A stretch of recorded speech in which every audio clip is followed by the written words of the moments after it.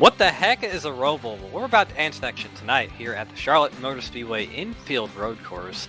We're here with the SimPossible Racing League B Car Series, running 40 laps around this little infield road course. I'm Kim Rich here with Peter Shore and Carlos Costa, manning those cameras as always. And Peter, well, I've had plenty of road course battles with you.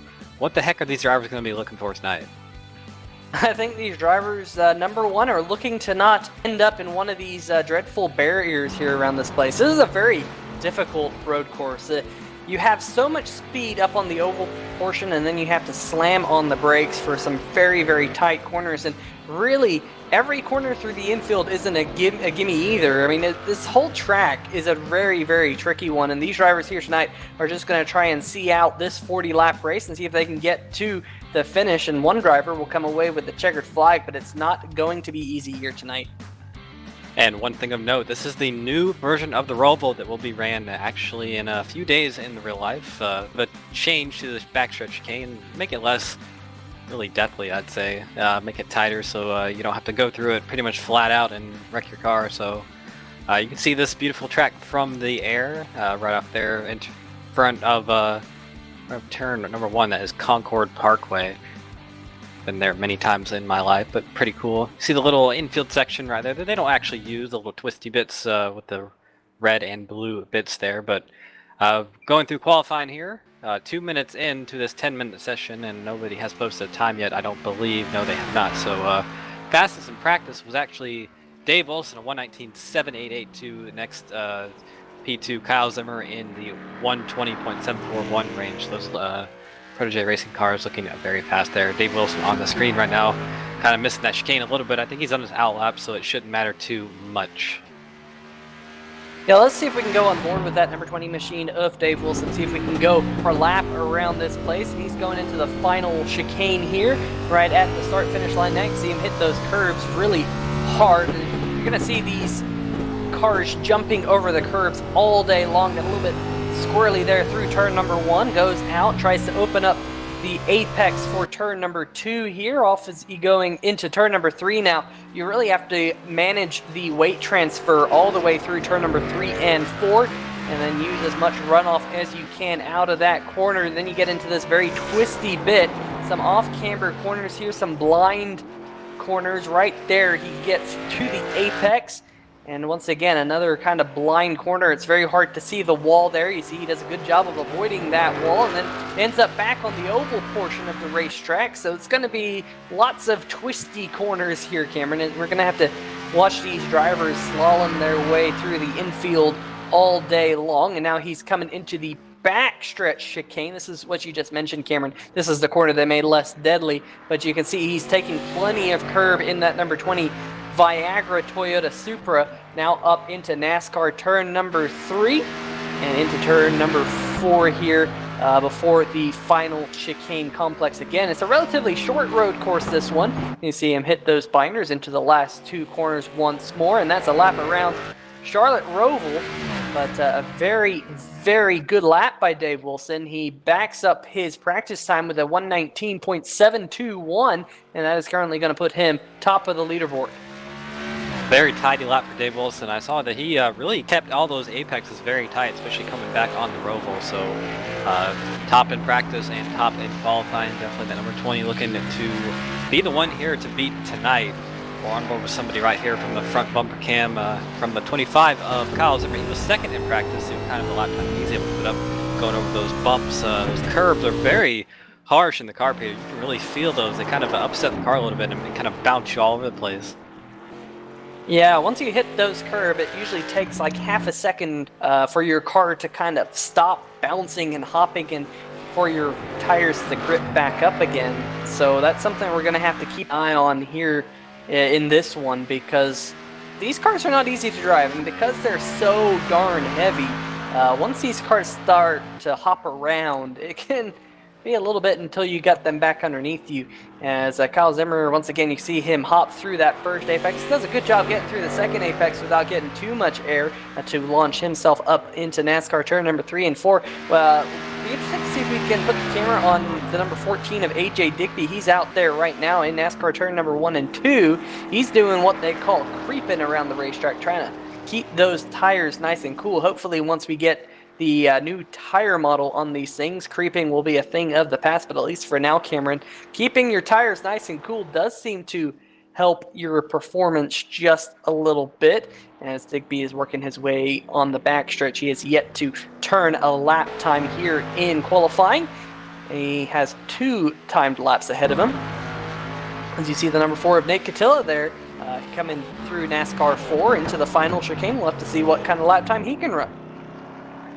And kind of expand on what you said about creep here. I drove the K&N car for the first time the other day. It was Nate Catilla gets in some trouble there right across the start-finish line. I believe he was able to put in his lap time. Yes, he was. But talking about that K&N car, Peter, I don't know if you tried the new tire model, but it's actually pretty good. I raced at Lanier, and the car was pretty junk for a few laps until the tires kind of came in. So really, I think they're going in the right direction with this tire model. Finally, watching here, AJ Digby on the screen.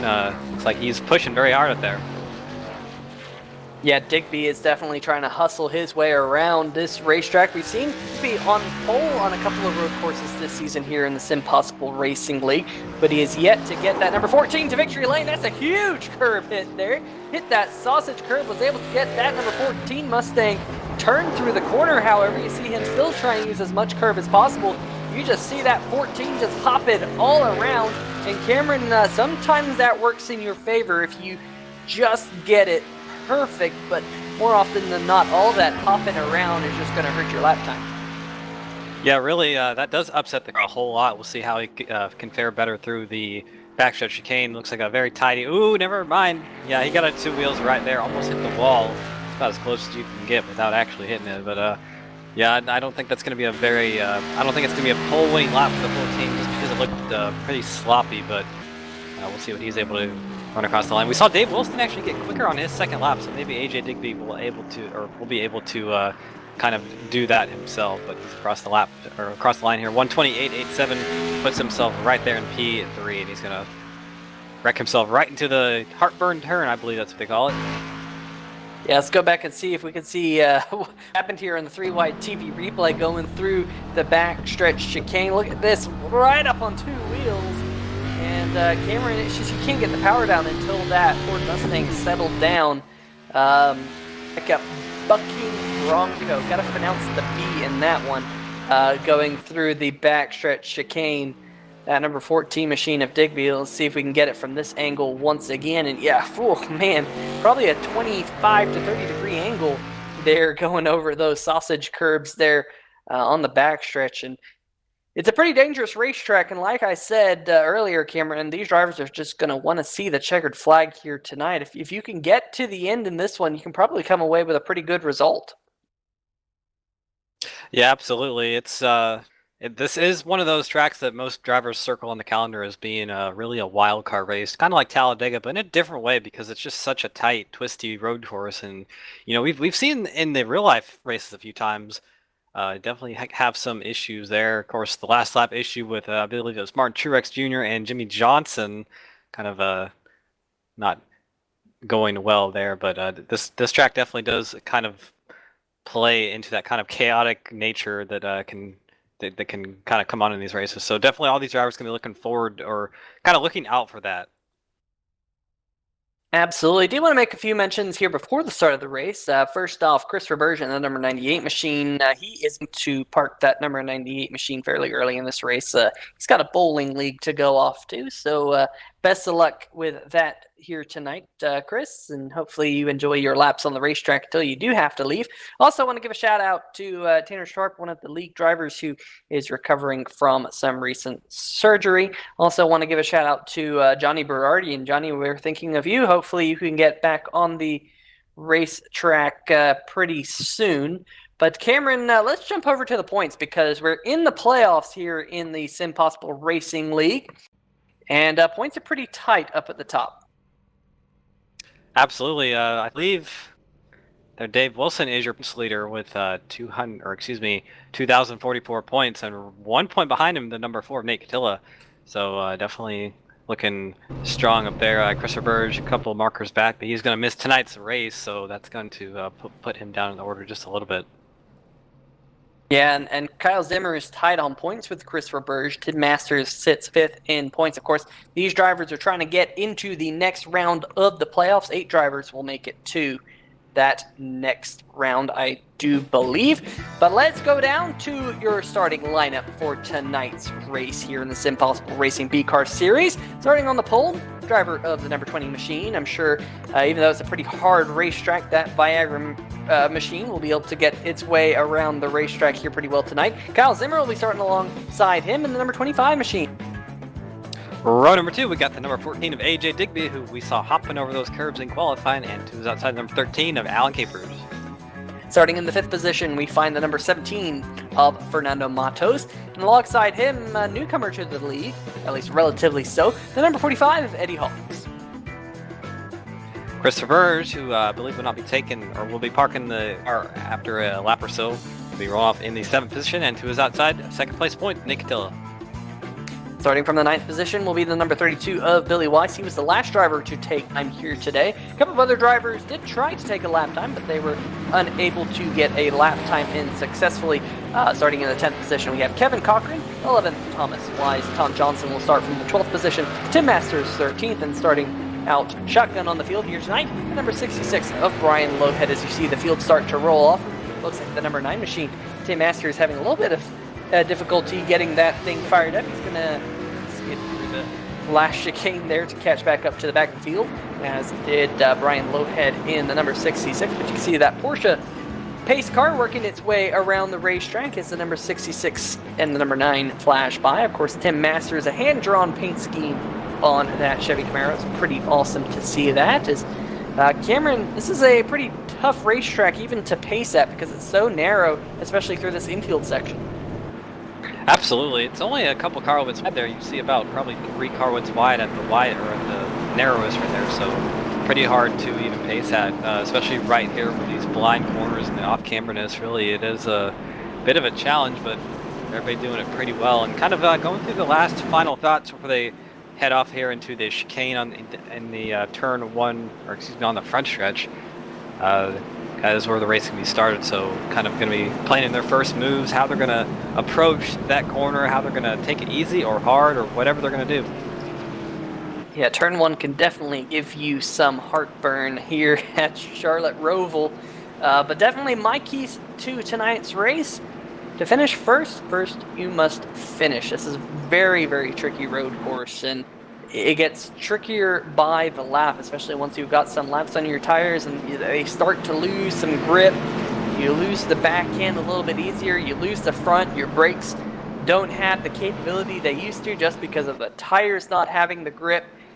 It's kind of a snowball effect, Cameron. You and I both know it. Once you overheat the tires, they just get worse and worse and worse, and I'm sure we're going to see that out of a couple of these drivers here tonight. It's definitely going to be quite a show. Yeah, I'm not sure if it still is the case with this new car, but I know with the old Xfinity cars, the rear tires really took a beating here. So after a few laps, you would actually start to get loose through the corners a little bit, kind of getting a little bit skittish on the rear side of the car. So definitely want to see if that's a thing tonight, but we're pretty set to go green here, Peter. The pace car's going to be coming in about a few seconds here. Yeah, pace car will be coming down pit road. They'll put the race in the hands of the number 20 of Dave Wilson. Of course, this race kind of starts back at the last corner. That's when a lot of these drivers will hit the throttle for the first time, at least full throttle for the first time, because your leaders will be getting to the start-finish line. As you can see them already, the green flag already in the air here at Charlotte Roval, and Dave Wilson already under power, got a great start, and he's going to cut in front of his teammate Christopher Burge. Not Christopher Burge, Kyle Zimmer. Bit of a cumbersome start for this entire race, but they all kind of started the chicane with half the field turning and then half the field on the straight part of the racetrack, but Dave Wilson off to a pretty early lead there. Kyle Zimmer still holding second. There was some contact with I believe that was Digby and Capers a little bit back. Digby actually getting forced wide out there in turn number 3, and he's still losing place. He's back down to about the 7th position. Yeah, that goes back to what I said just a lap ago. His infield is very, very loose. Fernando Matos goes wide. Oh, Roberge is going around at the number 98 machine. He's into the inside wall. As a whole bunch of cars go by him, and he won't be too upset because he's planning on parking that machine anyway. But definitely a lot of action here already. We're side by side now for the 3rd position. between Fernando Matos and Alan Capers. Capers is going to take that position.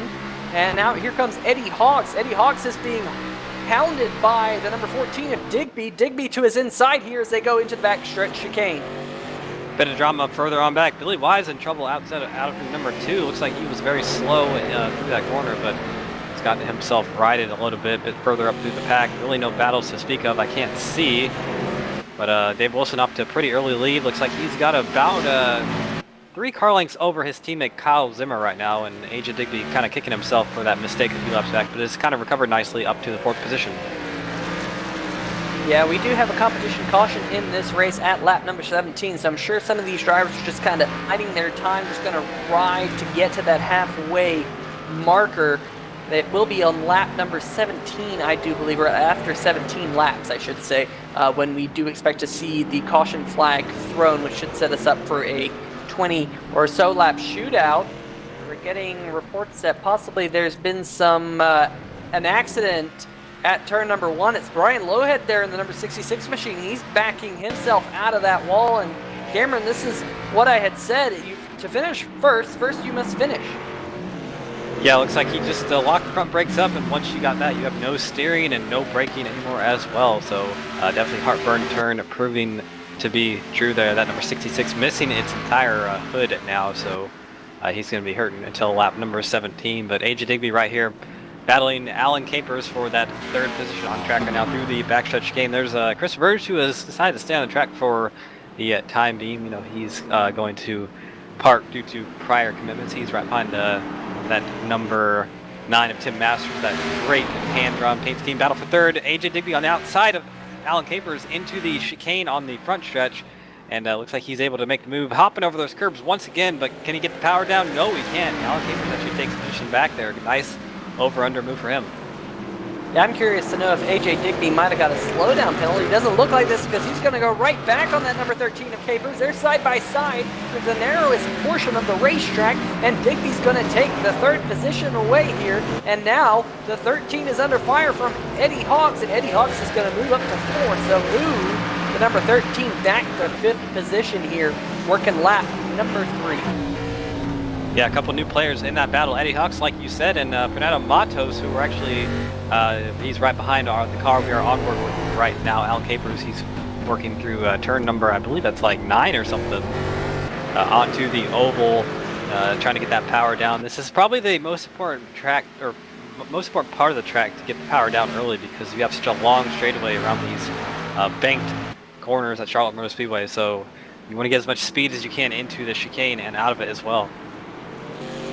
Yeah, without a doubt, these little straightaways, you really need that good launch out of them if you are wanting to have a good lap time, not only in the race, but also qualifying. We saw drivers like Digby struggle with that chicane on the backstretch, and that really ruined his NASCAR turn 3 and 4, as it looks like Christopher Burge has taken that number 98 to the garage. And whoa, the number 13 Capers getting all up over those sausage curbs.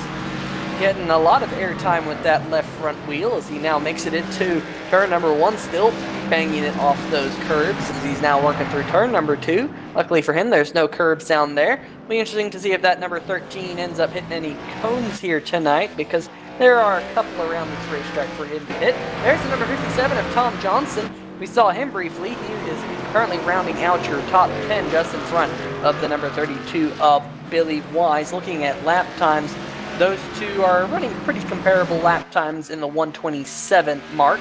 Currently, Dave Wilson is the fastest driver on the racetrack and currently extending his lead now out to about 4 seconds over Kyle Zimmer. Yeah, that number 20 is on rails right now in lap number 4, and he's probably wondering about the competition caution at lap 17. I know he's probably not going to like that pace he's setting now, but probably thinking of pit strategy around that time. And you know, definitely, you know, you got to think all these drivers that come down and take 4 tires and fuel, but you know, maybe try to you know, hit early before that caution or something. Yeah, Dave Wilson is still running very, very good lap times. I mean, he's running 1:20.6 last lap to Zimmer's 1:22.3. Gotta say that AJ Digby, he ran a 1:22.8. So Digby all of a sudden just doesn't quite seem like he has the pace to keep up with the front two as Dave Wilson and Kyle Zimmer are stretching their legs over AJ Digby. Absolutely. So I'm sure AJ Digby probably wondering what he's going to do a little bit differently. Probably burned up those tires a little bit with battling with when he made that mistake, had to battle back to where he was. So probably thinking that he might have a better shot once he's on equal tires with the two in front of him once that competition caution comes out. Yeah, and I've been watching that number 14 work his way around the racetrack. It's very easy to overheat your rear tires, and I think that's what Digby has done. He looks like he's sliding just a little bit more than a lot of the other cars around here, especially on exit of the corner and through the middle portion of the infield where there's some high-speed corners. So Digby, as you can see him trying to get out of the back stretch chicane, a little bit of a wiggle there, and that just kind of speaks to my point. He's just struggling with those rear tires right now, and you and I know, Cameron, your rear tires are very, very important to a good lap time around any road course. Yeah, because if you have bad rear tires or whatever like that, you won't be able to get the power down off the corners, and really that's a bad thing to have. That's not fun to have to deal with, and you know, the Cup cars in particular were really bad about that a couple of years ago because you had so much horsepower and so little downforce that they would just kind of melt the rear tires. AJ Digby hopping over those curves once again, definitely giving that suspension a workout. So I'm sure after the race that suspension will be tossed in the bin and replaced. But yeah, about those Cup cars, Peter, I'm sure you remember the driving those. I thought those cars were so fun to drive a few years ago. Yeah, you could barely get the power down. I mean, there's still some cars in iRacing where you can barely get the power down, but man, those Cup cars were so treacherous to get that power down and lug all that weight around each and every road course. It was just so rewarding as a driver when you could get a good lap time and you really felt good, but nonetheless, they now don't have quite as much horsepower with what NASCAR has done with them. But here is the number 13 machine of Alan Capers working his way through the backstretch chicane and now headed up onto NASCAR turn number 3 with the number 17 there of Fernando Matos. Last time by, Cameron, AJ Digby, actually the fastest car out there on the racetrack, a 1:22.0. Compare that with Dave Wilson's 1:22.4. So Digby was a little bit faster. Actually, no, sorry. As live timing and scoring is updating, he's only about a tenth faster, I should say. But he still is the fastest car out there on the racetrack.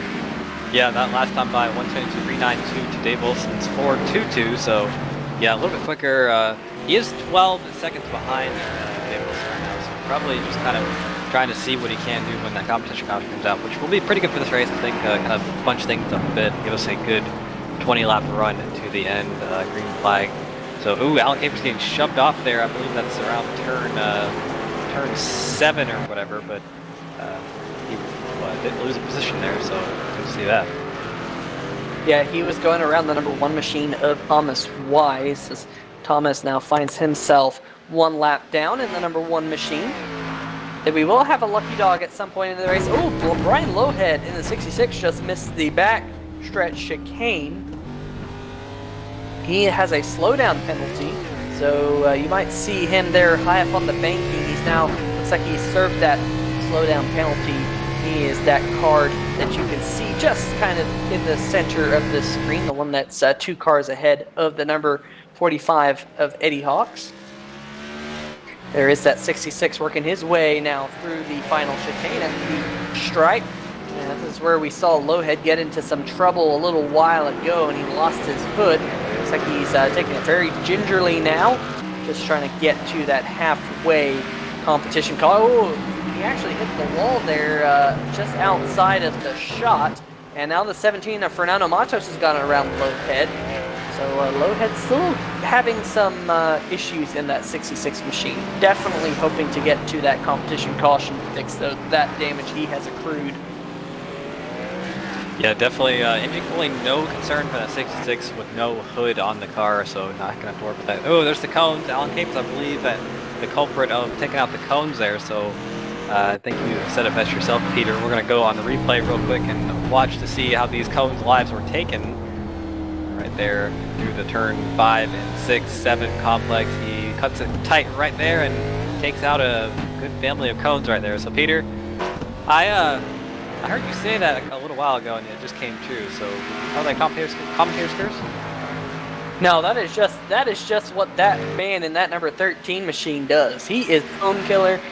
If there is any type of racetrack that has any type of cone on it, I would definitely say that he's going to hit him at some point in the race. In fact, he's closing in on the back of the number 45 of Eddie Hawks. This is a really good battle for the 4th position between the 45 and the number 13. You're looking out back of the number 45 machine right now, and that number 13 just showing his nose to the inside of the 45. The entire time I watched this, I can only picture what happens when I drive the track myself. That infield section right there, those first couple corners are so awkward. Ooh, Alan Keeper's hard in there. Had the left front tire locked up, or excuse me, right front tire. Locks it up once again, goes way wide there, and Eddie Hawks is able to pull out a little bit of a gap there. Those first few corners are pretty awkward to drive because of weight transfer. It's just so awkward, these heavy, cumbersome cars and off-camera corners.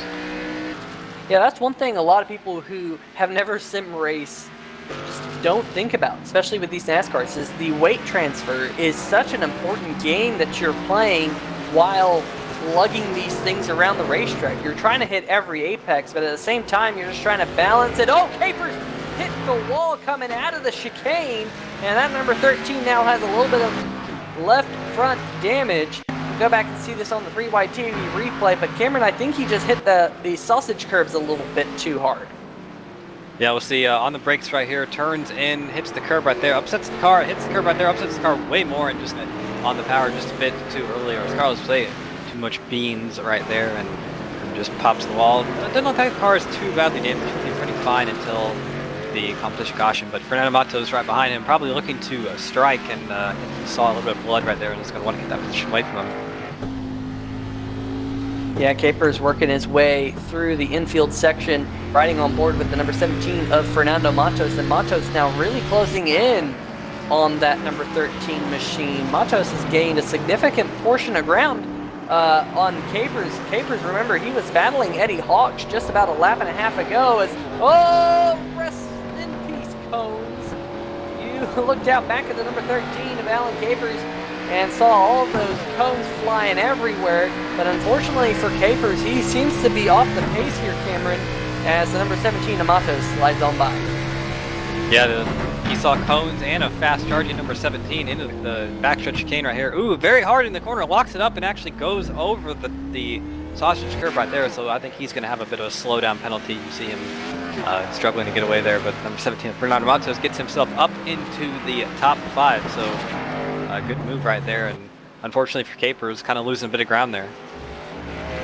Here is your race leader, however. Dave Wilson is working his way through the middle of the infield section, now working up through, believed to be turn number 7. And his teammate, driver of the number 25 machine, Kyle Zimmer, currently sits about 13 seconds back, and then it's about 5 or so seconds back to AJ Digby. Looking at the live timing and scoring, AJ Digby is the second fastest man on the racetrack. Kevin Cochran actually having a very good showing in the number 80 machine. He is the third fastest race car out there, but Dave Wilson is 1.5 seconds faster than AJ Digby. It's very, very impressive what that number 20 is doing. There's Kevin Cochran. Like I said, he's starting to, I just saw a cone fly in front of the camera. I believe that has to be the number 13 of Capers doing that once again. We didn't think the cones were dead last lap. Alan Capers knocking him out once more. There he is in that number 13. But Cameron, he's got to be careful. Sometimes you can get those cones lodged underneath your car, and it sounds stupid. But iRacing, you get a cone wedged in your car, it can definitely hurt your pace. Yeah, absolutely. I was actually going to say about a year or two ago when the IRA team came out, I remember running one of those Week 13 Indy races, and I got a cone from turn 1 in Indianapolis stuck in my front wing, and my car just did not turn, so I hit the wall and had a bit of a massive accident and a bunch of people's races that day, but definitely, yeah, it's something to watch out for, and he was kind of spitting cones back out at the 17 of Matos there. And I was kind of thinking about that as well, kind of Bit of a Mario Kart-like tactic, getting a cone shoved in someone's front splitter. Who needs the blue shell when you have a blue cone, I gotta say. Driver number 20, Dave Wilson, doesn't want to see a blue shell, though, because he is your race leader here as we have completed 11 of the 40 scheduled laps here tonight, about to be 12 as he works his way up until the final corner. Kevin Cochran just came across a smattering of blue cones coming up onto the oval. I saw that out of the corner of my eye, but Dave Wilson once again turns in another very respectable lap here, 1 minute 21.649. That is only 2 seconds slower than where he qualified at, and is only 1.5 seconds slower than his fastest lap in this race. So tire fall off, Cameron, doesn't seem to be all too bad, as we are now just about 5 laps away from the competition caution, which will be thrown. Looks like Tom Johnson currently is the first car 1 lap down. Billy Weiss, however, is not all too far away from going 1 lap down in the number 32 machine, but I don't expect to see any other drivers other than Billy Weiss possibly fall a lap down before the competition caution. There's AJ Digby. He's trying to close in on Kyle Zimmer, and he's doing a pretty good job of it. He's now only 3.5 seconds back behind the number 25, as it does look like Zimmer, although he's kept that number 25 fairly clean, he now has some right front damage on that Toyota Supra. So got to see if that is impacting his pace at all. But there's a lot of cars out there with damage currently. In fact, the only car that looks clean, I would say, is the number 20 of Dave Wilson. Yeah, definitely running some very consistent laps. It's about 5 laps before we have our competition caution over in 25 of Kyle Zimmer going around Tom Johnson right now.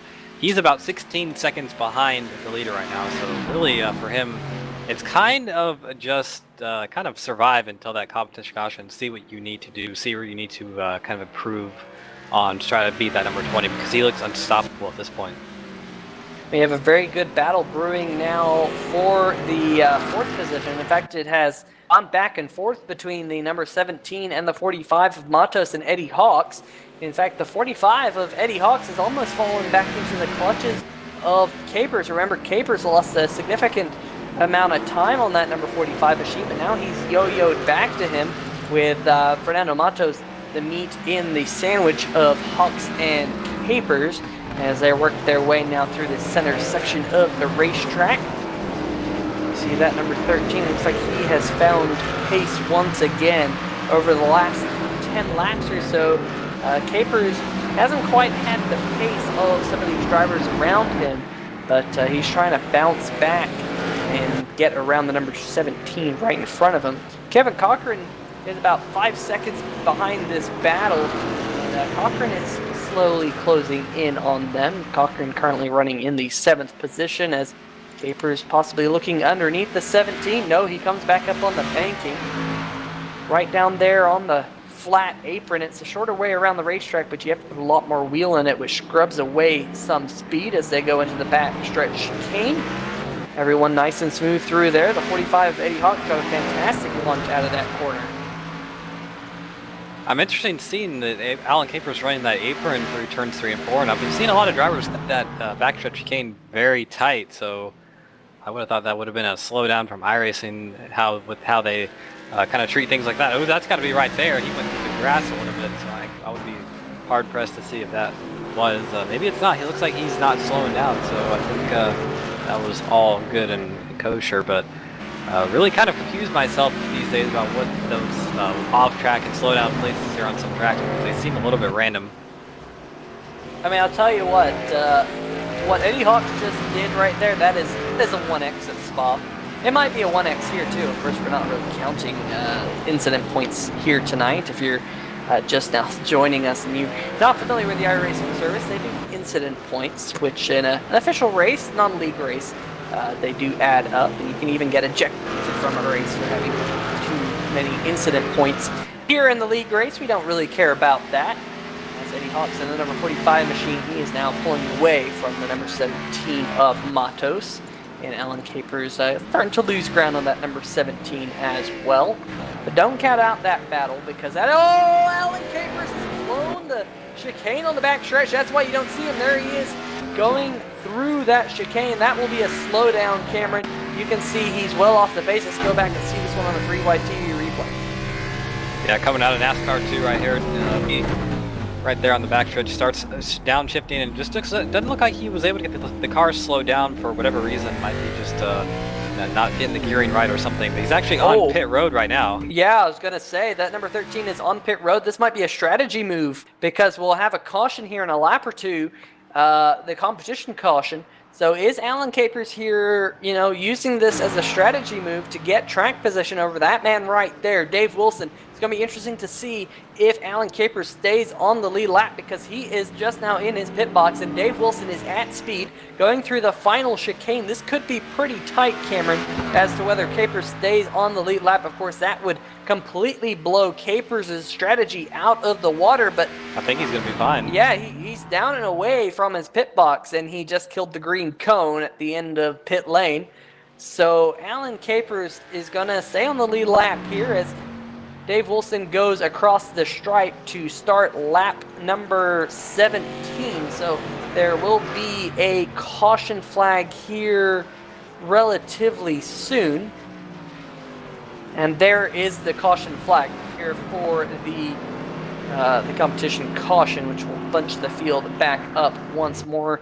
He has been instructed to slow down as much as possible to allow the rest of the field to work their way to his back bumper before they meet the pace car here in just a lap or so. But interesting strategy move there by the number 13 of Alan Capers, Cameron.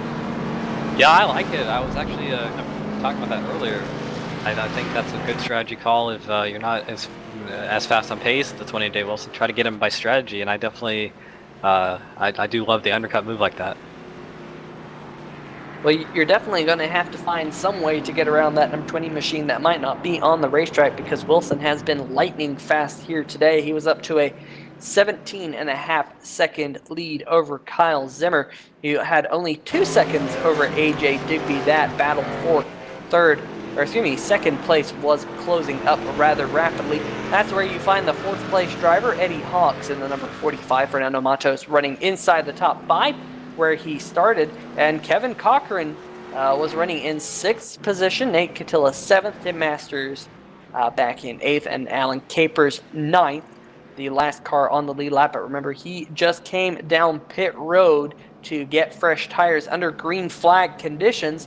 And once all these leaders come down pit road, we might see that number 13 in the lead, but he's going to have to hustle his way around the racetrack, Cameron, because these leaders will be coming down pit road fairly shortly, though it'll be next lap. They haven't caught the pace car yet, so we definitely will see Capers leading this one as he kills all the cones. There are cones going everywhere.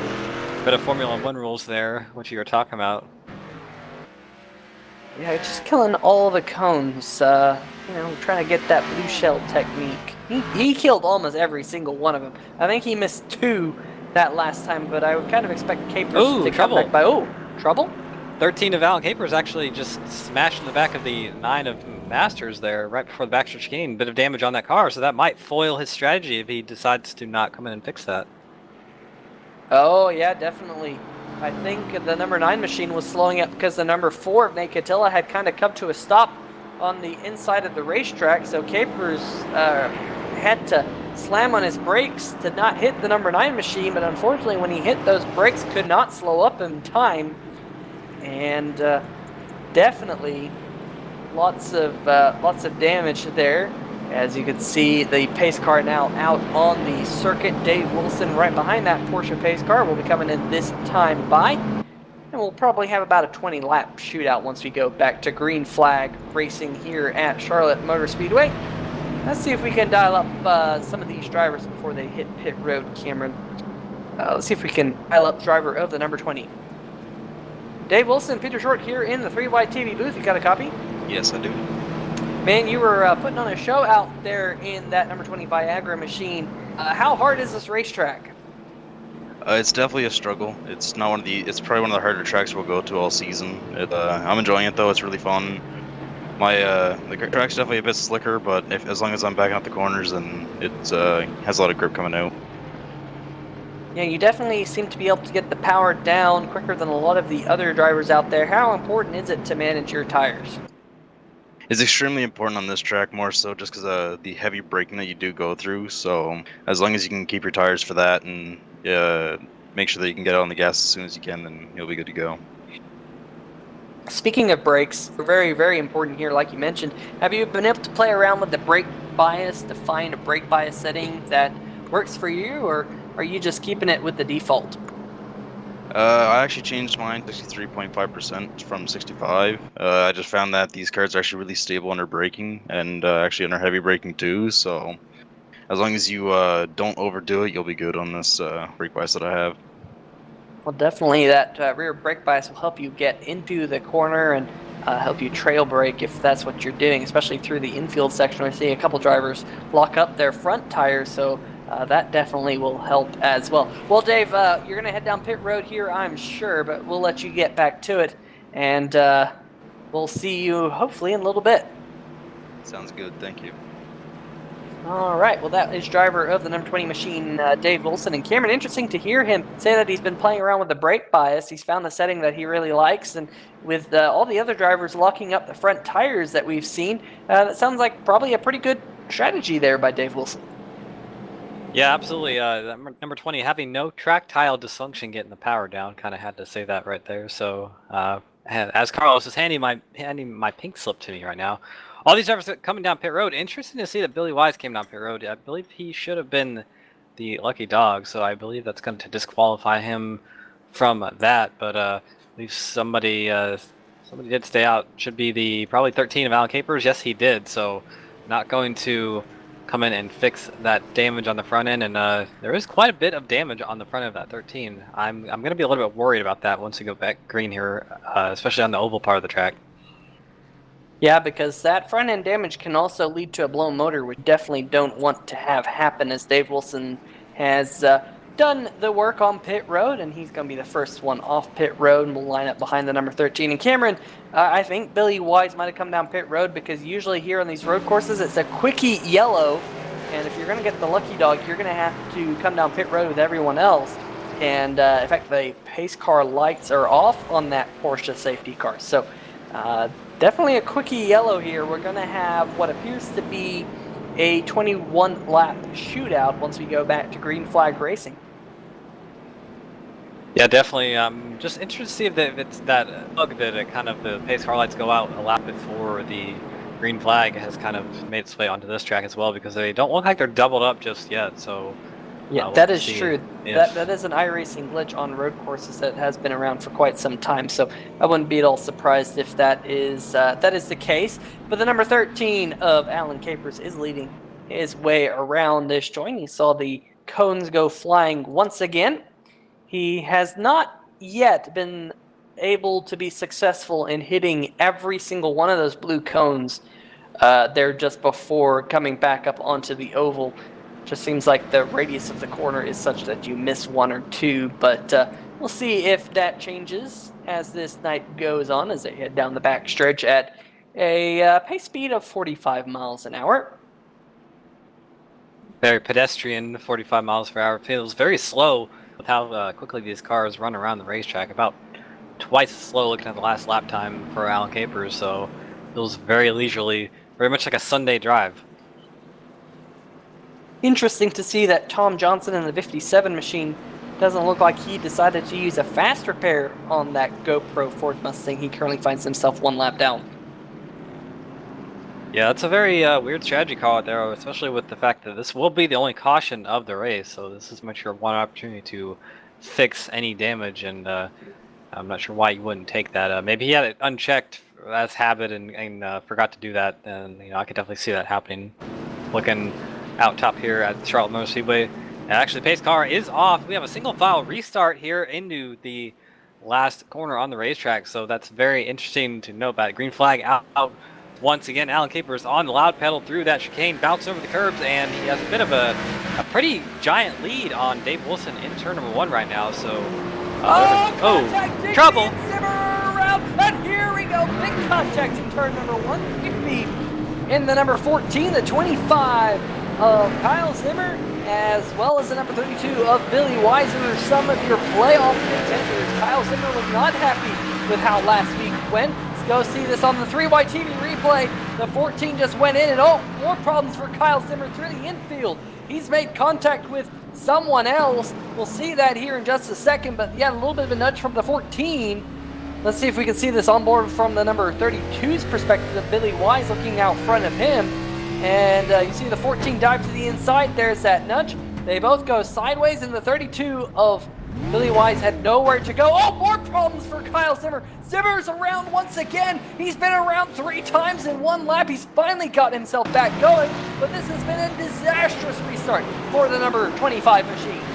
Yeah, huge playoff input too, because like you said, last week it did not go his way, and now that car has no front end on it at all. Right there you see, ooh, big trouble. Yeah, that's what happened right there, but number 25 not having a good time right now. That lap was absolutely disastrous for him, and he's going to have to think about the point situation now, because he doesn't want to have to go into Dover as a must-win situation to just advance with how good he's been all year. Yeah, absolutely, and there was also contact in the infield with the driver of the number 57 machine of Tom Johnson, so we didn't get to see that on the replay, but this is the battle for the race lead between the number 13 of Capers and Dave Wilson. You can see there's really no one behind the number 20 machine because of all that carnage that happened there. Your third place driver is currently the 45 of Eddie Hawks. Fernando Matos finds himself in 4th. 5th place is Kevin Cochran. But remember that number 13 is on slightly older tires. And look at this battle for the race lead between the number 13 of Alan Capers and the 20 of Dave Wilson. And Wilson takes it pretty handedly. Yeah, short battle for the lead. Number 20 just so fast and having the fresher tires. Not much that Alan Capers could have done it there. But he did lead that lap beforehand, which was impressive in itself. Actually very fast through the backstretch chicane. Looks like he had a bit of a run on the 20 for a little bit there.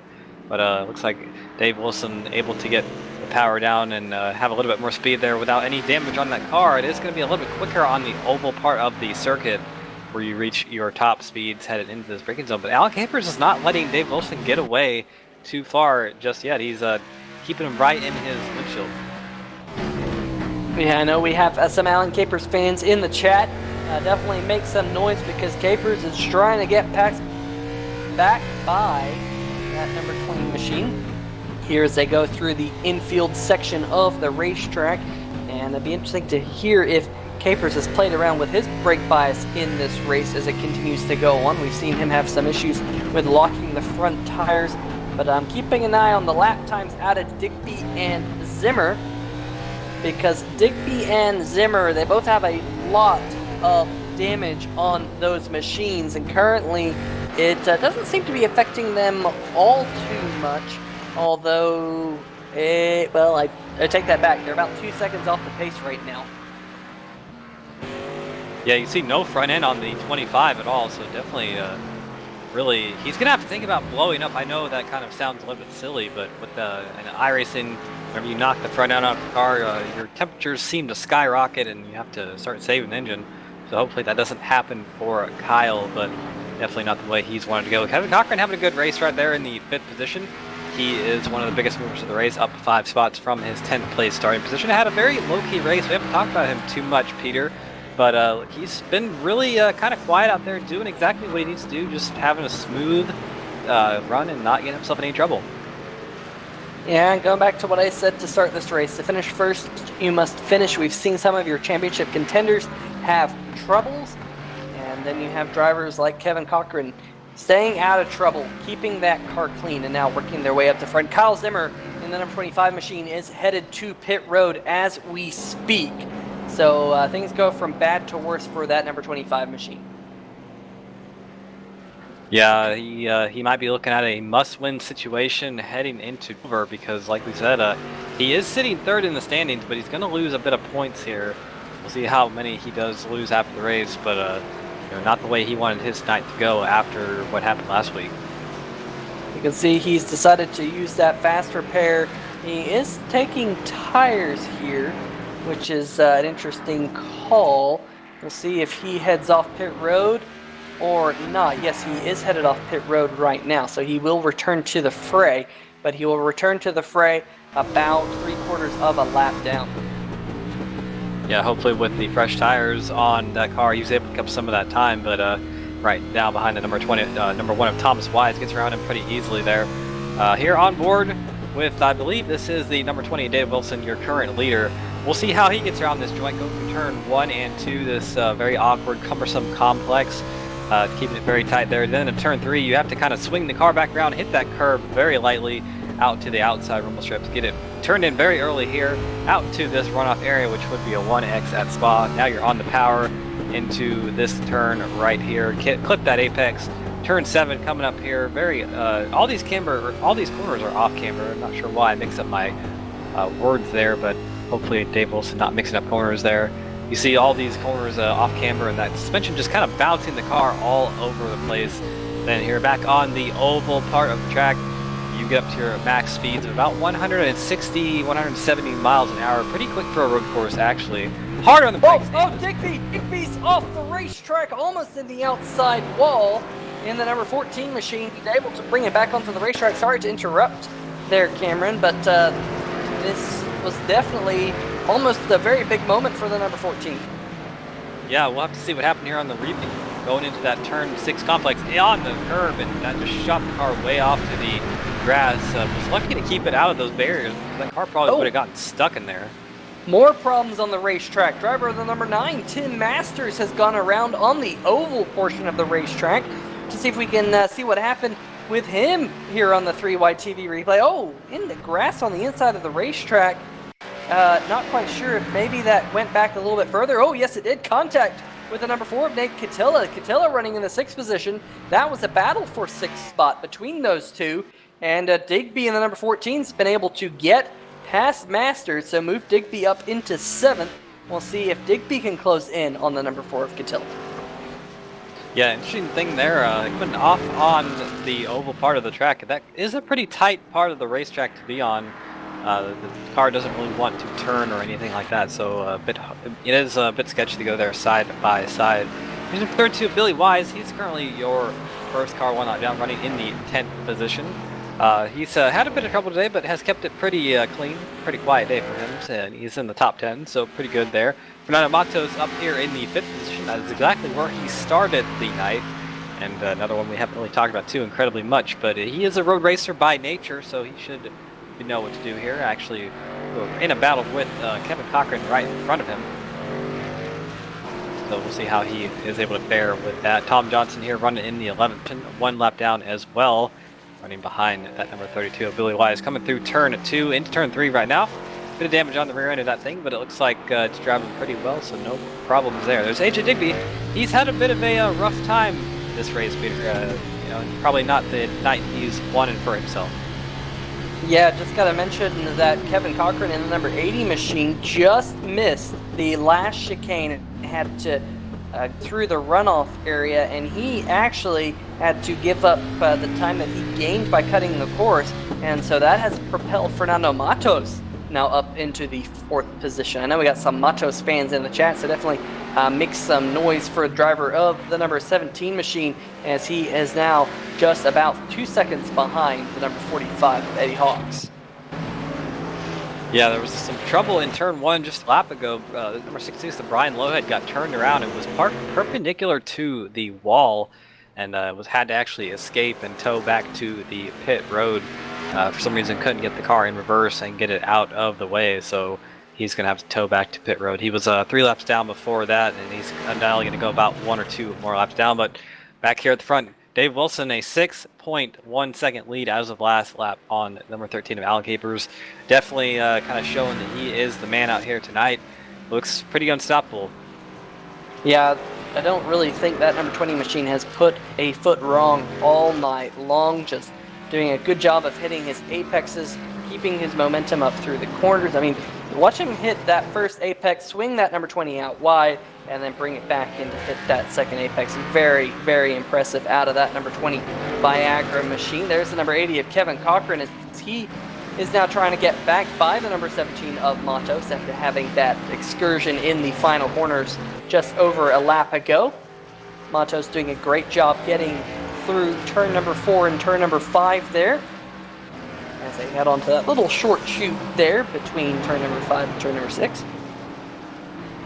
And not too far ahead of this battle, actually, number 45 at Eddie Hawks. Haven't talked about him too much today either, but he started in the 6th position, currently running in 3rd position, about 5 seconds ahead of this battle.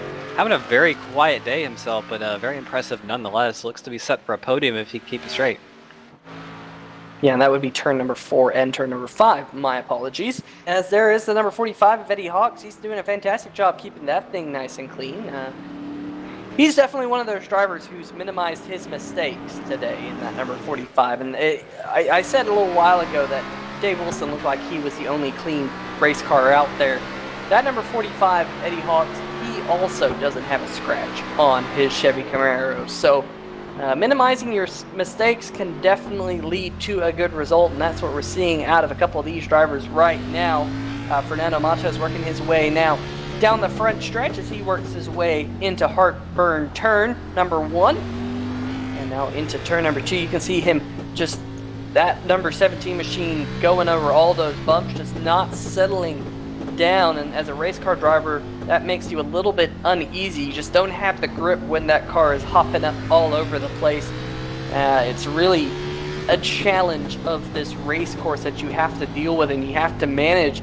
You almost have to set your lines up so that you just don't bounce around as much. You can see this corner right here, you can see it hop, hop, hop over that crest and hop, hop, hop back up onto the oval. You just have to manage that as a race car driver, and Fernando Matos managing it very well here as he's fending off the number 80 of Kevin Cochran.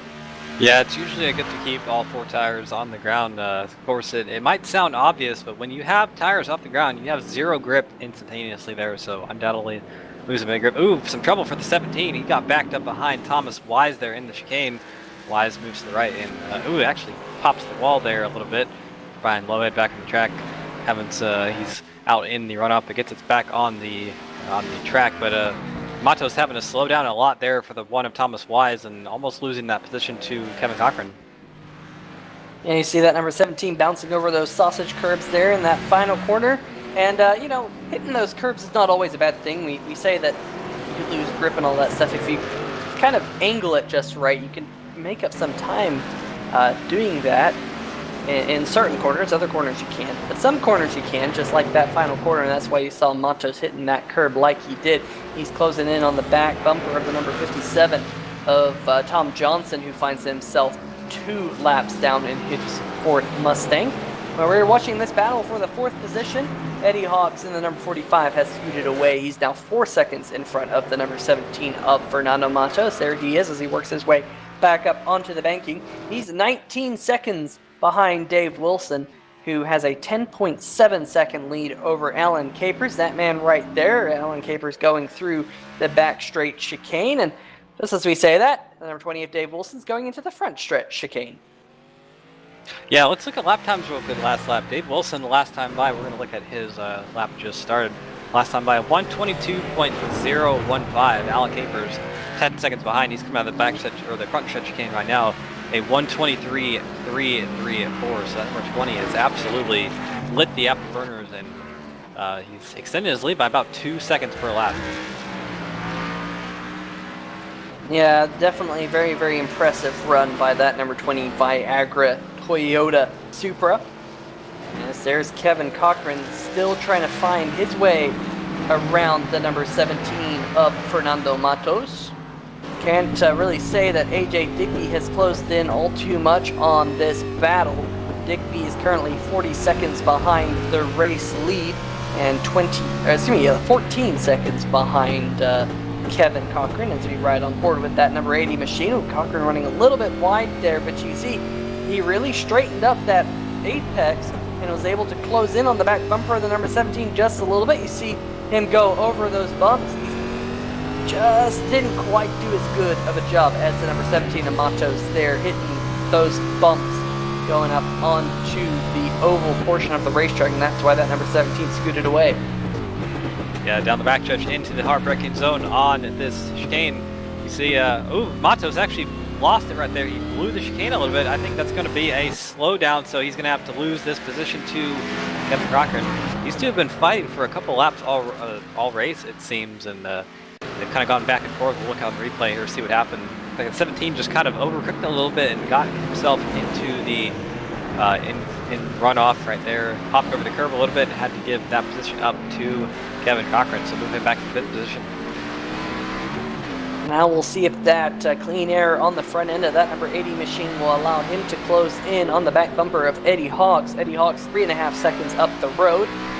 As you can see, he's working his way through some lap traffic there, getting around the 66 of Brian Lowhead. There's Eddie Hawks, just not too far in front of Kevin Cochran. In fact, it looks like Eddie Hawks has kind of had a tough time of things the last few laps because that number 80 is absolutely hunting for the 45. You can visibly see the distance between the 45. Oh, Cochran in the wall!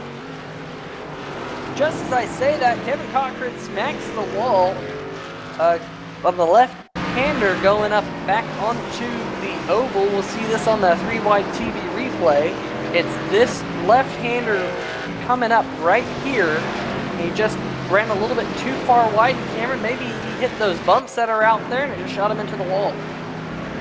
Yeah, it looked like he actually corner entry pretty shallow there because of the way he ran the corner before that, and just didn't have a very good entry, and got on gas a little bit too early for that entry and popped the wall. He's got a decent amount of damage there on the right side, so maybe Fernando Matos smelling a bit of blood there, seeing that what happened there, and he's going to try to make his move back by that number 80.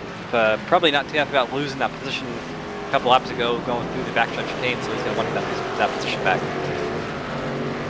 Yeah, this battle for what is now really the 3rd position, Eddie Hawks, is now only 2 seconds flat in front of Kevin Cochran, and Cochran's moving in on that number 45 machine. I think the 3rd place finisher will be the person who minimizes their mistakes the most here, as we now only have 9 laps to go around the Charlotte Roval.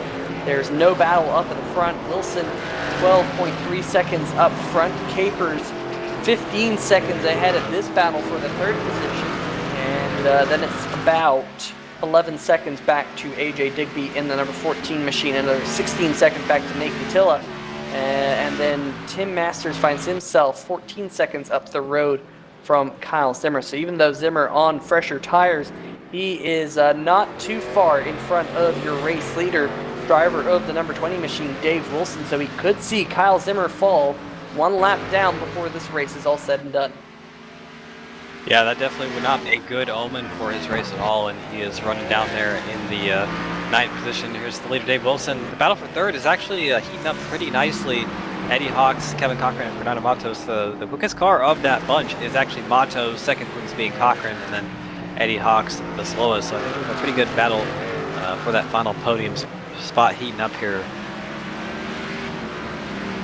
It's going to be interesting to see how the point situation is after tonight's race, going off into next week's round at Dover. Of course, that will be an elimination race, but for now, let's keep our eyes on this battle for 3rd. The 45 of Eddie Hawks continues to work his way around this 2.28 mile, 12-turn Roval, so to speak, in front of the number 80 of Kevin Cochran. And Cameron, last time by Kevin Cochran on a 1:23 flat to Eddie Hawks 1:23.8. So it was about 0.8 of a second that Cochran was faster than the car in front of him.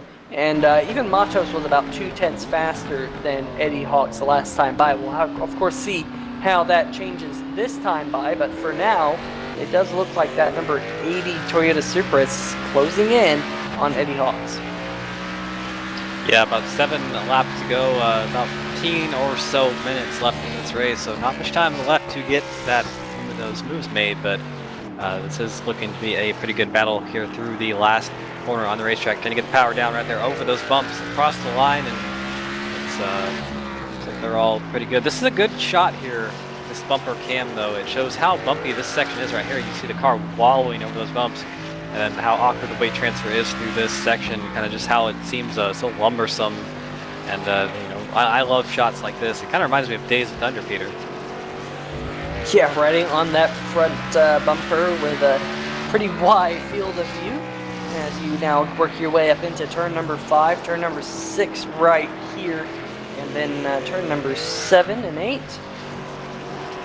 this long left turn right there, and man, it's a double apex corner. You really have to be mindful of it up onto the oval portion, and it really, it's how you hit those bumps there through that corner. I keep mentioning it, but it is treacherous as a driver. I've driven around this Roval a couple of times myself, and that's one thing I always find cursing about this racetrack. It's just the bumps that you hit. It just really hurts your rhythm, in my opinion, because you have to wait so long for the car to settle over the bumps. Let's look at the number 13 of Alan Capers is going to go around the number 32 of Billy Wise. Billy Wise finds himself in the 10th position, 2 laps down in the Magical Butter machine. As those cars going a little bit wide there in that number 13 machine is Alan Capers. And there's the number 14 of AJ Dickey, what could have been here today. Made that contact with the number 25 of Kyle Zimmer and hasn't really been able to rebound. You'd say he has rebounded better than Zimmer has. Zimmer is just about to go a lap down here, right in front of his teammate Dave Wilson. I think he's probably going to try and put up a fight here. Well, as I say that, it looks like he's just going to stay high and let his teammate by. But that's a little bit of pride, you know, to stay on the lead lap, Cameron. Yeah, and such a heartbreaking feeling knowing how his thing started so well, because he actually was the second place qualifier and you know, running up there in the top 3 and just everything going wrong in about the span of a lap. So, you know, it kind of a blow to the heart right there for him going a lap down.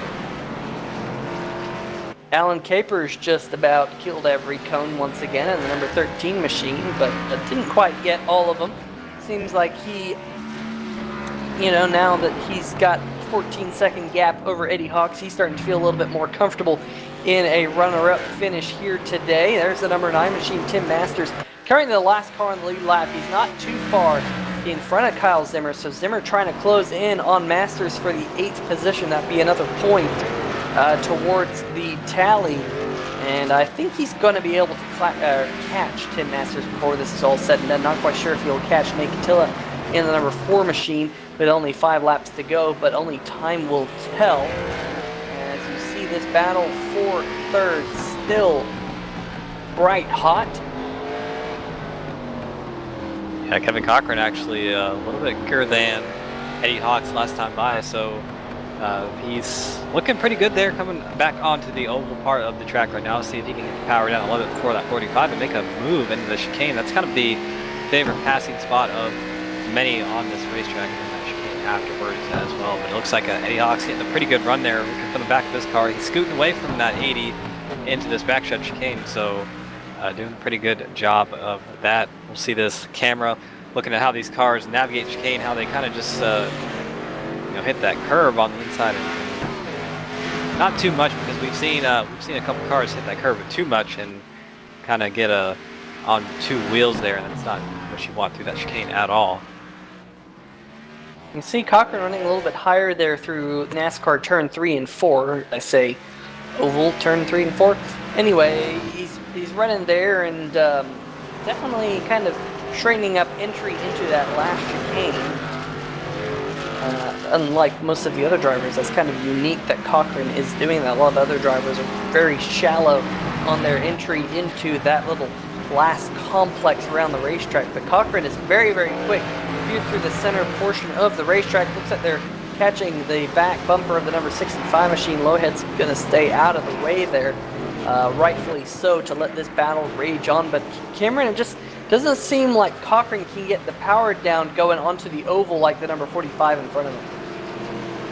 Yeah, definitely not. That's kind of where the 45 is kind of making his ground and able to hold off the 80, which is a pretty good place to do that, because that being the fastest part of the track, you do gain the most time there. Actually, the lead has stretched out by just a little bit here with 3 laps to go. So Eddie Hawks looking pretty good for a podium spot here if he can kind of keep up what he's doing, because it looks like he is a little quicker than the 80 behind him. We do have a battle for the 8th position brewing. We just talked about it just a little bit ago, but Zimmer and the number 9 of Tim Masters are now on the same straightaway with one another, and Zimmer is definitely quick as the number 9 machine has gone wide. And that is going to allow Kyle Zimmer to close up right on his back bumper. This is important for Kyle Zimmer. He's trying to make back as many points as he can due to the championship hunt. Getting around Masters will be another point to his tally. Very, very important when we get to next week's elimination race. I don't think you'll be able to catch Nate Catilla. Catilla is not too far ahead, but Catilla's already out. Oh, overcooks it right there. Yep, Zimmer just could not get that number 25 slowed down. Not quite sure if he has a slowdown penalty or not, but that is not going to help the chances of that number 25 machine at all. Definitely not. I think he kind of just sensed the position right in front of him. Like you were saying, he knows he needs to get everything he can at this point, and might have just overcooked a little bit, probably a little bit flustered with how the race has gone, and you know, can't really fault him for feeling that way at all. Oh, Thomas Weiss has gone around in the infield in front of your race leader, Dave Wilson. It looks like Thomas has got it going again in that number 1 machine. Oh, hey, Catilla's off in the number 4 machine. He's coming back onto the racetrack. That's going to allow Tim Masters to close right in on the back bumper of the number 4 machine. This is a battle now for the 7th, 8th, and 9th position because Zimmer is still not too far back even after his little hiccup this last time by. So a couple of battles now shaping up here right at the end of this race. The battle for the 3rd position has also heated up once more because the number 80 of Cochran is about as close as he's been to the back bumper of the number 45 all race long. Absolutely. So right at the end of this race, Diesel's heating up. Looks like Eddie Hawks has that number 80 right all over his bumper. Ooh, the battle for the 7th position too, heating up. Oh, number 9 of Tim Masters getting sideways in the backstretch chicane. He's going to have to get it going once again. I think that's going to give the 25 Kyle Zimmer in that position as well. So he's going to see that number 4 right in front of him and kind of go into desperation mode to try to get all he can. Back up here for the 3rd position, Eddie Hawks still has it, and he's got 2 angry, hungry drivers behind him that want that position. Absolutely, that battle for the 3rd position still red hot. And ooh, Cochran a little bit wide going into the backstretch chicane as we see your race leader there, Dave Wilson, on his final lap. And Kevin Cochran just blew the last, or not the last chicane, but the backstretch chicane, and lost a ton of ground on Eddie Hawks. And now Fernando Matos is going to dive into the inside of the number 80 machine, move Matos up into 4th position as they receive the white flag. Smoking the tires and not been a heck about what happened there. That was a great pass from Matos to get that 4th position away from Kevin Cochran. Here's Dave Wilson. He's well ahead of the pack going into the backstretch chicane right now. Only a couple more corners for him to victory. And what a drive for that number 20 machine. He absolutely put on a clinic here. And we have some news. The number 25 of Kyle Zimmer able to get around Nate Catilla and get himself up into the 7th position.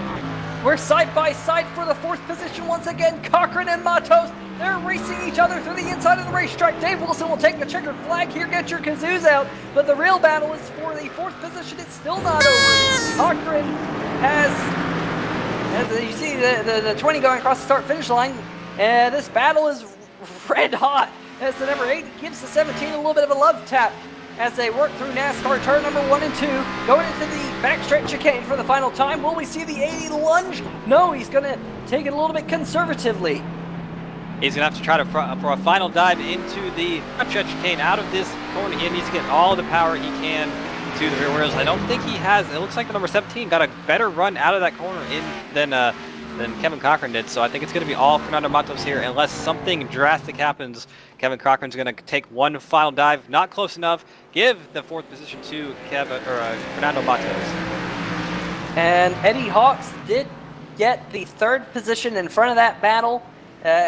Kevin Cochran finishes 5th. Digby is going to come across the line in the 6th position here. Kyle Zimmer did finish 7th. Nate Catilla 8th. Tim Master 9th. Billy Wise 10th. But man, oh man, that was a very exciting battle for the 3rd position all the way to the checkered flag. Oh, excuse me. Man, that wasn't very good. I'm live on air here on the Relive TV.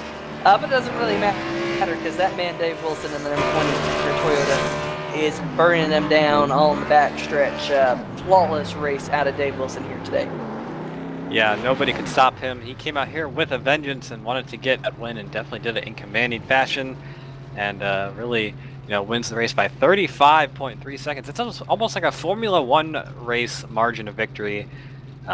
Pretty much all you can say for that 20. What a great drive for him, and Alan Capers can't discredit him too much. A good second place finish for him, starting from fourth, and ran a pretty relatively clean race, and was able to capitalize on it.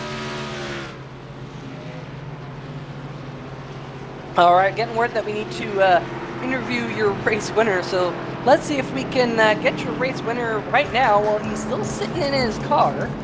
Hey, Dave Wilson, Peter Short here in the 3Wide TV booth. You got a copy? Yes, I do. Well, man, you put on an absolute masterclass out there. You led all but 2 laps. The number 13 of Alan Capers led those 2 laps there just after we got back to Green Flag Racing, but you were able to get around him nice and smoothly. What was the key to getting around this joint here today? It was just all about consistency and just trying to keep it off the wall. If, especially as into braking corners as well, hard braking corners specifically, they this car definitely liked to hop a little bit coming out of turn 4 in the NASCAR Oval. So as long as you're able to get that corner down and go onto the NASCAR Oval into turn 1 and 2, if you got those and you got your foot on the gas pretty good on those, or getting on the brakes pretty good, then you're going to be smooth sailing from there. Yeah, we saw lots of bumps out there, wreaking havoc with a lot of the other drivers out there. How important was it to get lots of practice time here around this place and get to learn where those bumps are and learn how to deal with those bumps out there? It's definitely a key thing. Personally, I only got maybe 10 to 20 laps of practice on the track, but it's definitely one of the harder ones I will go to. It's all a lot about the braking consistency, getting out of the corners, getting on the gas properly. It's you can't really jump on the throttle all the time, especially on old tires. You gotta, because they wear down so much that they do get pretty slick getting back on the gas. But as long as you're able to figure that out, then you'll be good for the race. Well, looking at the points picture, you've started off the first round of the playoffs with back-to-back victories at Richmond and now here at the Roval. You're setting yourself up to easily move to the next round. How important is it to carry this momentum that you've got now into not only the next week at Dover, but on forward from that? It's definitely a good confidence boost. As long as I can run my best races in the weeks coming up, I think I'll have a pretty good shot at the championship. I know I haven't had the best luck at Homestead, but I'm hoping to change that this season and try to get a championship. Absolutely. We're definitely going to be looking forward to you racing next week. Before we let you go, though, you got some shout-outs for us? Oh yeah, I'd like to thank you guys up here in the booth for commentating the race and broadcasting it every week. All the guys and all the fans love watching it every week and seeing all the action that goes on throughout the race. I'd also like to thank all the guys that participated in this race, as it was definitely a tough track today, and all the guys in it did an awesome job to race as hard as they could and as clean as they could. I'd also like to thank Jeff Schmidt, the owner of SimPossible Racing League, for making this possible every week. All the drivers really appreciate it, and it's definitely really fun to come here every single week. Well, it's definitely fun to commentate each and every week here in the SimPossible B-Car Series. Well, thanks for joining us, Dave, and congratulations once again on your victory, and hope to see you next week at Dover. Thank you. All right, well, that is Dave Wilson, and I believe that Cameron Rich might have caught up with your third-place finisher. That would be the number 45 of Eddie Hawks. Yeah, I got him right here. 80 Hawks, 3Wide TV booth. You got a copy?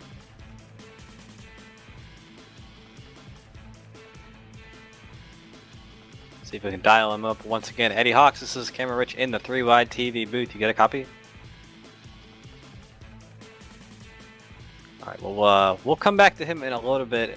See if we can get Alan Capers for an interview.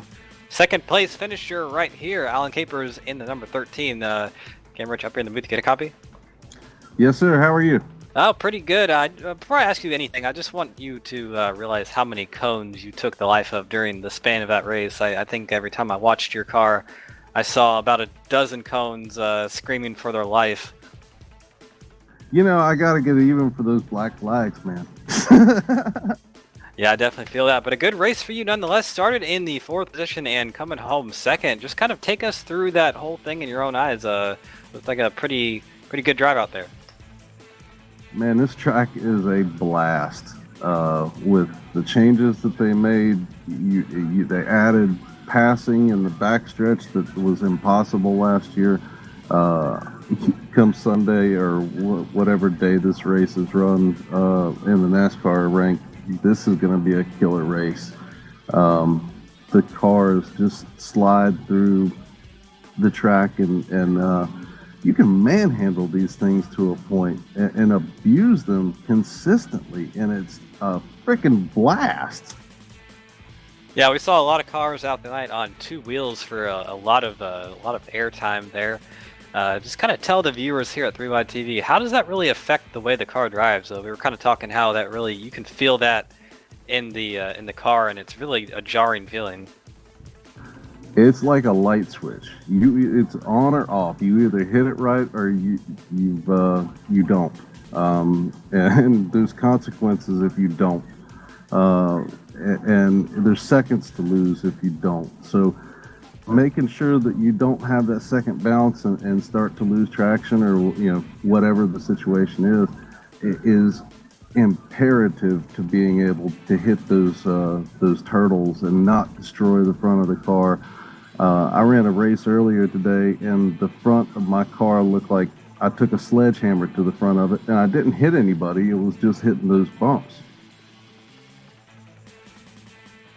Absolutely. Well, we saw you had a bit of front end damage there after an incident under caution, and kind of thought that might have foiled your plan of pitting early. But how did the car drive after that? Did it lose too much speed? No, it didn't lose anything. Besides that, I didn't hit anything else, at least hard. A lot of practice went into this race to be able to run even in the same zip code as Dave, or Kyle, or AJ, or anybody. I gotta say this. I got into AJ, and I am so sorry I did. My bad, bro. I really didn't mean to get you, bro. Well, next week we move on to the Dover Speedway, and not a great run for you last week at Richmond, coming out here tonight with a vengeance and a 2nd place finish. How are you looking for things at Dover? I love the track. We'll just see if it loves me back. It really is kind of a love-hate relationship with that track.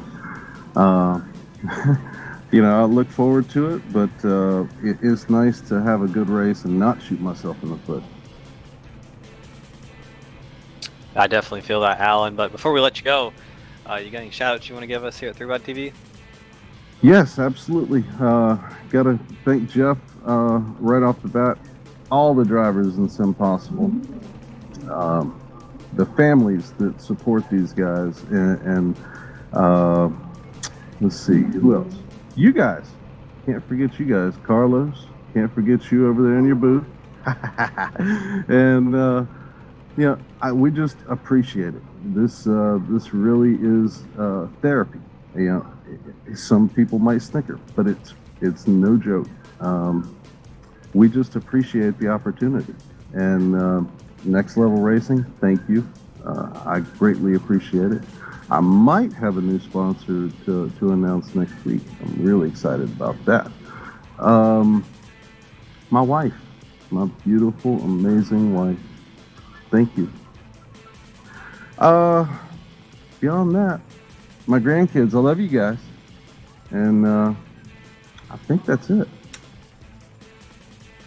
Awesome words, Alan. Definitely appreciate that. But thank you very much for talking with us. Congrats on your great run here today, finishing a very strong 2nd position, and hope to talk to you again next week. Thank you, sir. I look forward to it. All right, I think Short has finally got up with our 3rd place finisher, Eddie Hawks.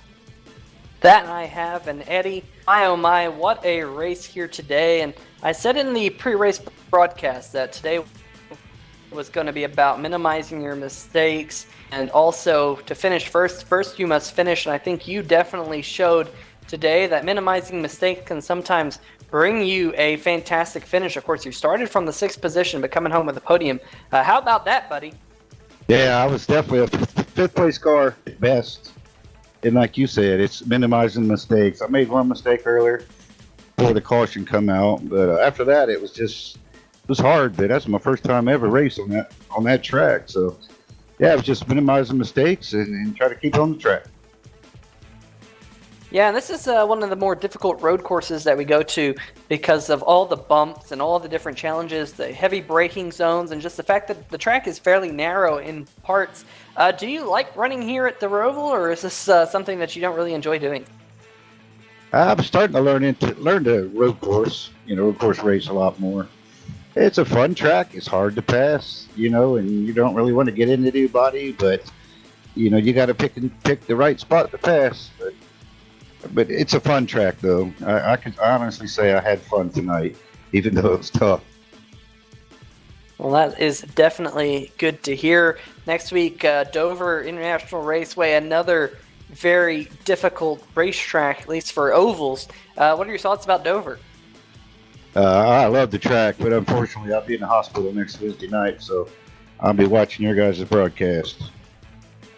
Well, hope that everything goes well for you, and definitely join us in the chat. We'll give you a shout out during the race, but definitely a third place finish here tonight is a great way to kind of end this note, and hopefully we see you back on the racetrack soon. Before we let you go, you got any shout outs for us? Yeah, I definitely want to give iRacing a shout out first. They do a lot for the disabled. They've been kind to me with requests, so they're going to help this league go a little bit further. So I'm going to thank them first. Thank Jeff for sure for putting it on. He does a heck of a job. Thank you guys for the broadcast. Can't wait to go back and watch it. It was definitely a fun one here around this 2.28 mile racetrack, but hope to see you on the racetrack soon, Eddie, and hope everything goes well for you. All right, I appreciate it. Thanks, guys. All right, well, that was your third place finisher, Eddie Hawks, and I believe that Cameron Rich is caught up with Jeff Schmidt. Yeah, I'm walking down to the other end of pit lane. He decided to go way over here. I got Jeff Schmidt right here eating one of those Charlotte Motor Speedway famous candied bacon and lollipops. I have a feeling he did not pay for this. But Jeff, how are you doing tonight? Good. Hey, how you doing, Cam? Pretty good. Another race out of the way in the SimPossible Racing League B-Car Series, and we got one more round left in this first round of the playoffs. So it looks like everything is going pretty good. Had a lot of good racing here and some drama here, racing drama, not the bad kind of drama. So it looks like it's a pretty fun season so far. It's been a blast. The race tonight was amazing. The guys did an awesome job. Not only getting bunched up for that caution, but during the race. The Roval is a really tricky track, and everyone did a really fantastic job of it. Absolutely. Saw a lot of cars here tonight on two wheels, and nice little sunset out there tonight. I know that we can't see it on the broadcast, but a nice race for that. Number 20 of Dave Wilson came out here and really kind of showed everybody how to turn left and right here. Very good road course racer himself, and kind of know that for in a fact. I raced with him in the Team Brit 6 hours at Silverstone, so nice little experience there. But kind of just what are your thoughts on the rest of the season, and kind of tell us about what's going on Monday nights. I think there's a fun series going on. Yeah, on Mondays we started our winter series up, and that will carry throughout the off season up until February of 2020 when we start our new season for Xfinity will be on Monday, and then the Cup. We're going to run Cup cars on Wednesday for next season, so that's exciting. The winter series is cool, though. There's no points, there's no broadcast, it's just for fun. And the winner of those races gets to pick what track and car combo they want to race the next race, so that's pretty cool. We're going to try to race as much different stuff as we can and just have a good time with that. The rest of the season for the B car, it's going to heat up. It's already heating up. Some of these guys are going to have a good race at Dover to get themselves to the next round. A lot of guys had some trouble tonight that some guys that weren't thinking that they would. They thought they'd be up in the front and a couple incidents there near the end of the race, so it's going to be tight. Points are close. There was a couple ties in points before tonight's race, so I am doing points right now, and we'll release that to the drivers as soon as I'm done doing that. But yeah, you know what? With Dave winning again, he was the only one that was locked into next round. So by him winning again, that means that no one is locked in to next round necessarily. So a couple of drivers upset, I'm sure, that they couldn't pull off the win to lock themselves in the next round, and a couple of drivers probably happy that Dave did win to have 11 spots still open. Absolutely, a very interesting point situation coming out here tonight with some of the lower seeds and Chase having good runs and some of the higher ones having bad runs. So I think Dover's going to be an interesting race nonetheless. But Jeff, I know you have a lot of shout-outs, people that you want to thank that make this league go around and around, so let's hear them. Yeah, absolutely. First off, the drivers in the league. Great group of guys. Man, everyone gets along so great. There's never any bickering or fighting. You know, and if there ever is, because of a race incident, it ends that night, and then the next race, everything starts fresh. So the guys are amazing, man, and they do get along really great with each other, and they're very respectful. They're great race car drivers. I couldn't be more proud of the group that we have. Everyone has really done an amazing job in the league. Got to thank their families for helping them out, too.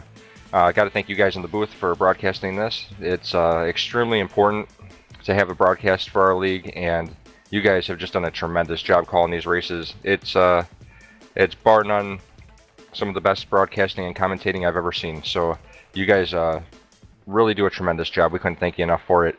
Thanks to everyone again that donated for our SimPossible 500 event. That really helped out a lot. Thank you to iRacing for donating some credits to us to be able to host these races and helping us out with quite a bit of credits, and thanks to Eddie for contacting them to help us out with that. Eddie Hawks, got to thank him for that. Got to thank Billy Wise for helping me admin and everything else that he does in the league. And yeah, man, just everyone that's ever helped us along our journey here from the start till today. We got to thank everyone so much. Everyone that watches the races, thank you for your support. It's really cool to see the views up, and everyone that comments as well. Thank you so much for participating in and viewing these races. It's really cool to have people out there watching and supporting, fans of the drivers. It's really important to us to have that. So thank you so much to everyone. And yeah, man, it's going to be exciting to watch Dover next week to see what happens. A driver could lock himself into the next round by winning that one, or you could really screw up and get yourself out of contention for the next round and kind of miss the mark there. So it's going to be definitely interesting. And we'll see who can make it and who doesn't. Absolutely, it's going to be a great one, and it'll be right here on 3Wide TV next Wednesday night here at the Dover Speedway, and that's going to be, I think Dover is one of the best tracks to race on and watch race on, just because it's like a big Bristol, and it's just a really fun time. But Jeff, appreciate the words from you. Thank you so much, as always, for taking time to give us a word after the race, and I think we're going to get right here to the results of tonight's event. I think once our producer brings those up, coming home with the win tonight, number 20 of Dave Wilson, kind of putting on a clinic there, coming home 35.3 seconds ahead of 13 of Alan Capers. Good run for him. Eddie Hawks coming out here with a 3-gain position, started in 6th, coming home in 3rd. Fernando Matos coming home in 4th. Kevin Cochran in 5th. Good battle all race between those two.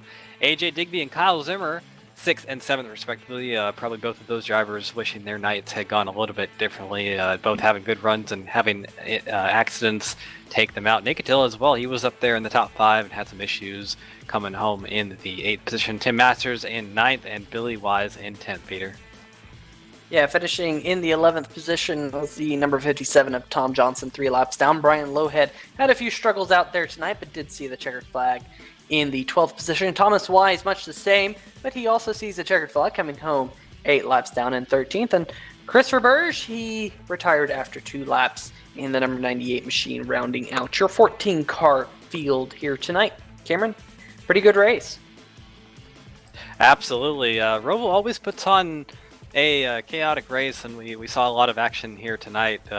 really all behind that number 20 Dave Wilson. I don't think nobody was going to beat him. He kind of just had it covered. But we're going to go ahead and wrap up our broadcast here. A couple people we want to...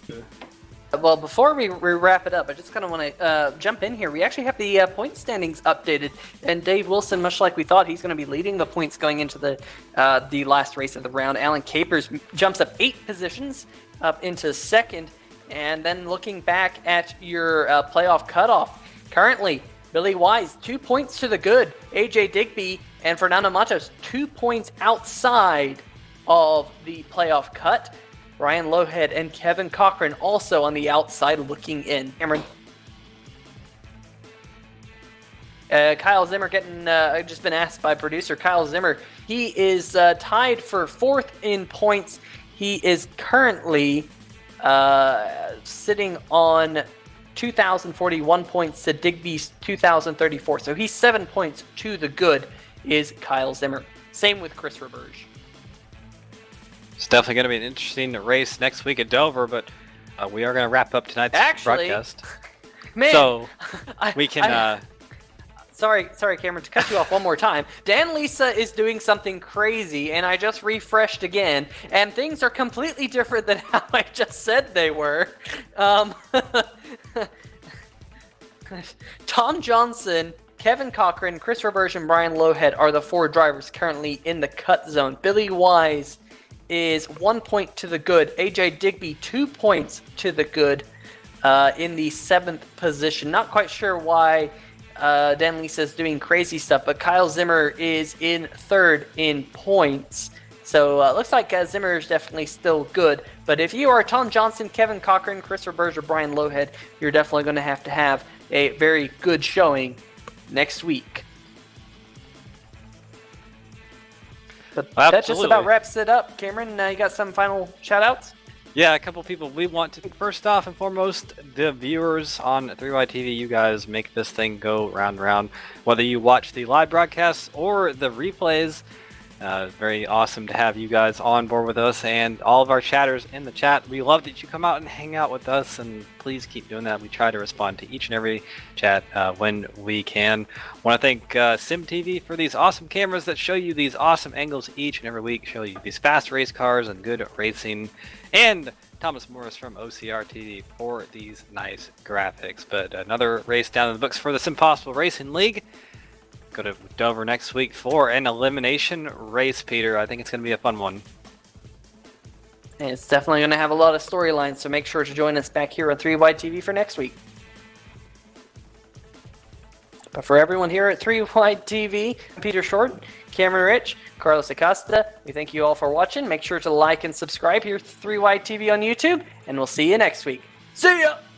Actually, one last thing before we do go. Don't forget, tomorrow we'll have the American Sim Racing Foundation race for, I believe, Cam, you have that information? I don't have any information, but I know tomorrow. Yeah, so tomorrow tune in at 9 p.m. Eastern, same time as we normally do on Tuesdays, to check out the Iowa race. So we'll have more information for that, and we'll see you tomorrow.